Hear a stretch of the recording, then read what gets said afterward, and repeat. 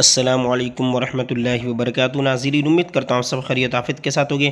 آئیے انشاءاللہ عز و جل آج کی اس ویڈیو میں اردو کتاب جنتی زیور کا پارٹ نمبر 246 پارٹ نمبر 246 پڑھیں گے۔ آج کا جو ٹاپک ہے بہت ہی زبردست اور بہت ہی اہم ہے، بہت ہی زیادہ امپورٹنٹ ہے، چونکہ آپ ٹائٹل دیکھ رہے ہیں ماں باپ کی خدمت، جو کہ بہت ہی زیادہ ضروری ہے۔ ان کے بغیر سمجھے کوئی کامیابی ہی نہیں ہے، اس لیے اس کے بارے میں سب کو دھیان رکھنا چاہیے۔ دیکھیں یہاں سے حضور اکرم صلی اللہ تعالی علیہ وسلم نے ارشاد فرمایا کہ میں جنت میں داخل ہوا تو میں نے سنا کہ وہاں کوئی شخص قرآن مجید کی قرات کر رہا ہے۔ جب میں نے دریافت کیا کہ قرات کرنے والا کون ہے، قرات معنی پڑھ رہا ہے، ٹھیک ہے، تو فرشتوں نے بتایا کہ آپ کے صحابی حارثہ بن نعمان رضی اللہ تعالی عنہ ہیں۔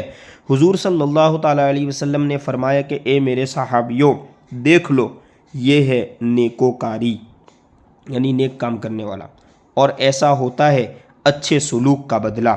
حضرت حارثہ بن نعمان رضی اللہ تعالیٰ عنہ سب لوگوں سے زیادہ بہترین سلوک اپنی ماں کے ساتھ کرتے تھے، سبحان اللہ۔ اور دوسری حدیث میں ہے کہ خدا کی خوشی باپ کی خوشی میں اور خدا کی ناراضگی باپ کی ناراضگی میں ہے۔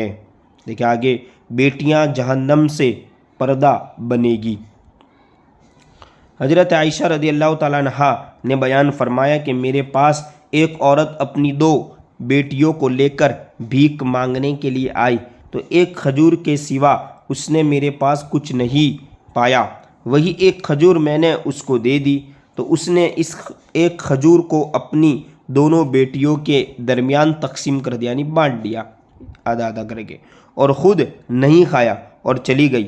اس کے بعد جب رسول اللہ صلی اللہ تعالیٰ علیہ وسلم مکان میں تشریف لائے اور میں نے اس واقعے کا تذکرہ حضور صلی اللہ تعالیٰ علیہ وآلہ وسلم سے کیا تو آپ صلی اللہ تعالیٰ علیہ وسلم نے ارشاد فرمایا کہ جو شخص ان بیٹیوں کے ساتھ مبتلا کیا گیا، اس نے ان بیٹیوں کے ساتھ اچھا سلوک کیا تو یہ بیٹیاں اس کے لیے جہنم سے پردہ اور آڑ بن جائے گی، سبحان اللہ۔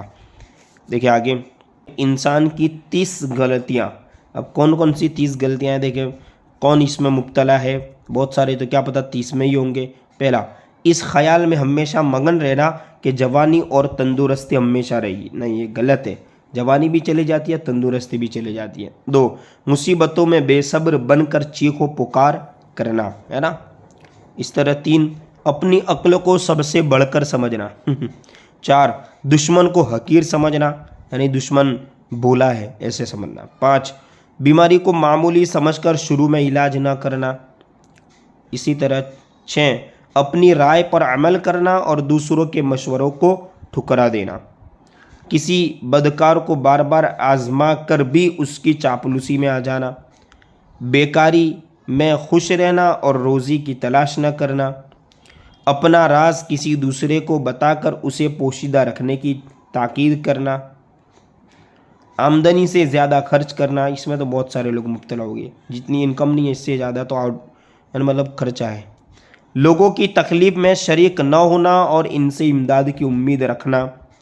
1-2 ہی ملاقات میں کسی شخص کی نسبت کوئی اچھی یا بری رائے قائم کر لینا۔ 1-2 بار ملے اور کہنا کہ یہ تو ایسا ہی ہے، تو ایسا ہے، نہیں، یہ بھی غلط ہے۔ والدین کی خدمت نہ کرنا اور اولاد سے خدمت کی امید رکھنا، یہ بھی غلط ہے۔ کسی کام کو اس خیال سے ادھورا چھوڑ دینا کہ پھر کسی وقت مکمل کر لیا جائے گا۔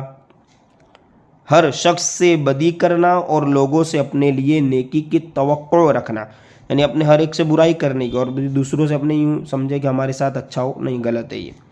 گمراہوں کی صحبت میں اٹھنا بیٹھنا۔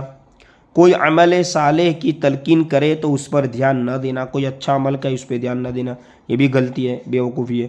خود حرام و حلال کا خیال نہ کرنا اور دوسروں کو بھی اس راہ پر لگانا۔ جھوٹی قسم کھا کر، جھوٹ بول کر، دھوکہ دے کر اپنی تجارت کو فروغ دینا اور پھیلانا۔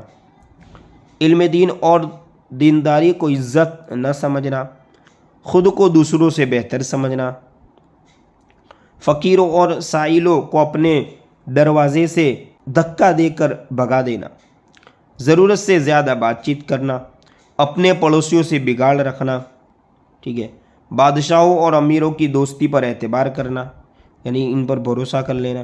خواہ مخواہ کسی کے گھریلو معاملات میں دخل دینا، بغیر سوچے سمجھے بات کرنا، 3 دن سے زیادہ کسی کا مہمان بننا، اپنے گھر کا بھید دوسروں پر ظاہر کرنا، یعنی کوئی چھپی ہوئی بات گھر کی بتا دینا، ہر شخص کے سامنے اپنے دکھ درد بیان کرنا، یہ بھی غلط ہے. ٹھیک ہے، تو ان غلطیوں سے بچے. 30 غلطیاں جو کہ جنرلی پائی جاتی ہے بہت ساروں کے اندر، تو اسے بچنے کی کوشش کریں. انشاءاللہ پارٹ نمبر 247 میں سلیقہ اور آرام کی چند باتیں بتائی جائے گی.